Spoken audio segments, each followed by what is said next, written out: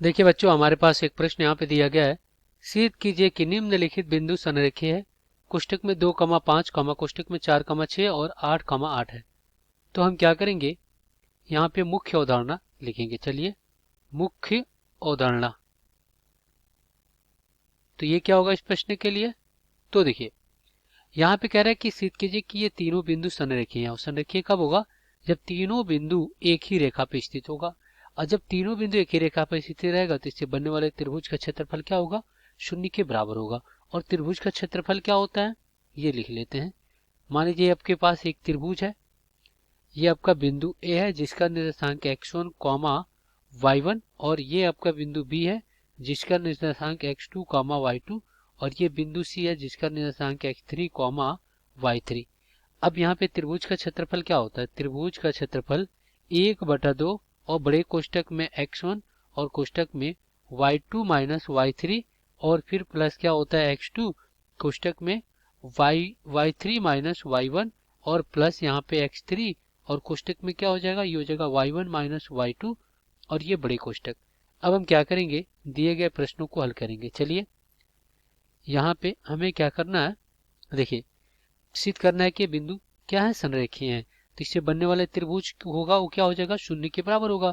तो यहाँ पे क्या हो जाएगा, त्रिभुज का क्षेत्रफल 1/2, और बड़े कोष्टक में अगर यहाँ पे देखा जाए तो जो बिंदु क्या है 2, 5, और फिर यहाँ पे 4, 6, और फिर यहाँ पे क्या है और 8, 8 है। इस ये क्या आपका, ये x1 है और ये y1 है, ये x2 है और ये y2 है, ये x3 और ये y3। अब यहाँ पे रखते हैं तो देखिए x1 कितना है, 2 है। कोष्टक में y3 minus y2 minus y3, तो y2 कितना है, 6, और y3 की अगर बात करें तो ये कितना है, -8।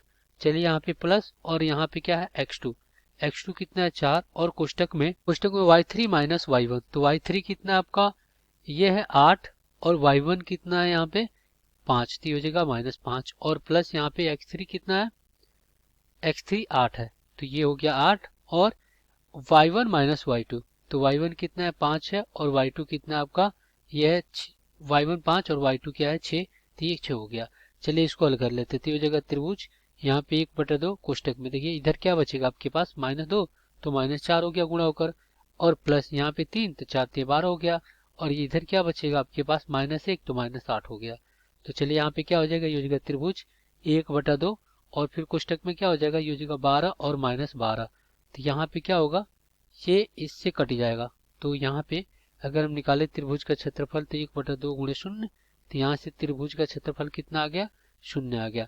तो यहाँ पे क्या कहेंगे, यहाँ पे कहेंगे अतः अतः यह तीनों